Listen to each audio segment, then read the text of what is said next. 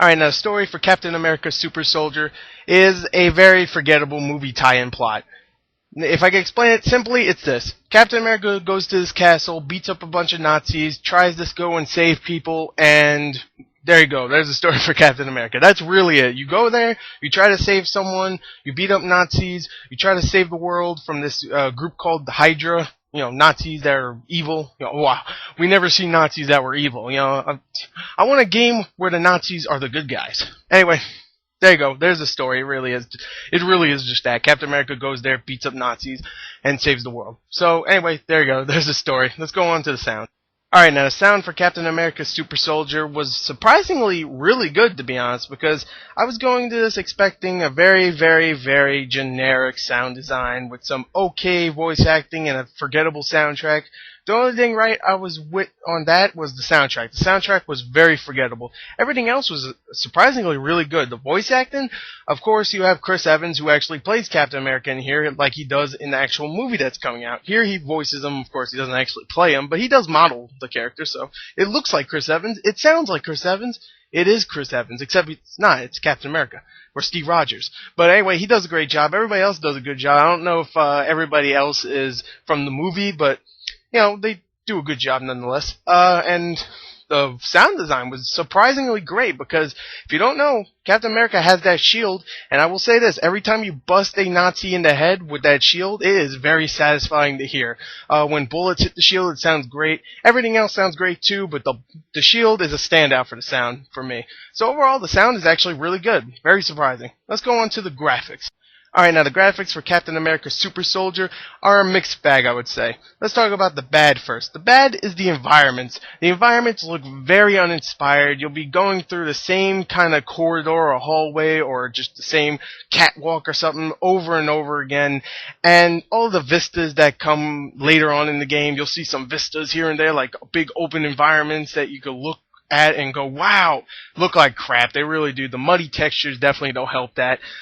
I thought the environments did not look good, but I will say this. It's a mixed bag because the actual character models are really good. Captain America looks really good. Definitely his shield. His shield looks amazing. Just a little details you can see on his shield. And that's not trying to be specific because, come on, man, you see the shield the whole freaking game because it's on Captain America's back. And, of course, this is a third-person action game, so you definitely see the shield a lot. All the other character models look good. The animations are really good too. So overall, the graphics are definitely a mixed bag. They're not terrible, but the environments definitely hurt it for me. Let's go into the gameplay. Now, the gameplay in Captain America Super Soldier is a straightforward beat-em-up game, really, and it takes a lot from Batman Arkham Asylum, especially its gameplay mechanic, which is pretty much the sticky kind of fighting, where you'll be fighting a whole bunch of guys, and it would like stick to the guy that you're fighting, and then if you move maybe the analog stick to the left, then you'll be fighting the guy to the left of you. And it's very hard to explain, but it's pretty much exactly like how Batman Arkham Asylum was. And you know what? That's not a bad thing to say, really. I mean, it's bad to say that it ripped it off, but it's not bad to say because that gameplay mechanic was great. Here, it's actually really good too. They actually ripped it off with finesse. The gameplay in this game is a lot of fun. The fighting is great.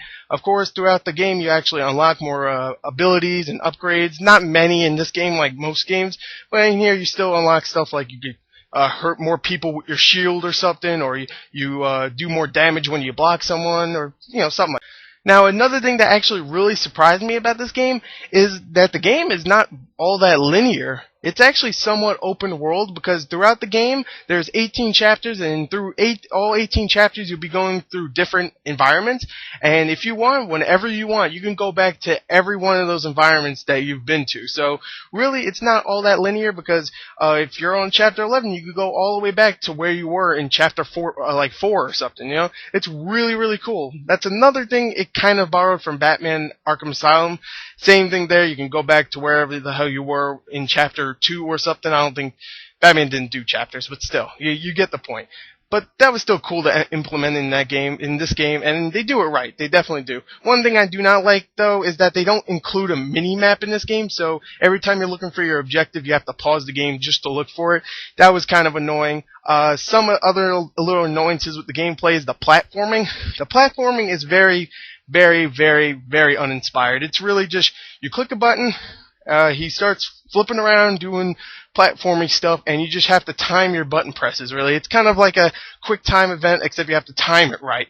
And, that's not what I like from platform. I really don't. But overall, this is actually a really good movie game. The gameplay is really fun. The sound is good. The graphics are The story's not that great, but the gameplay is a lot of fun. And the game could actually last you a little while because there's a huge amount of collectibles in this game.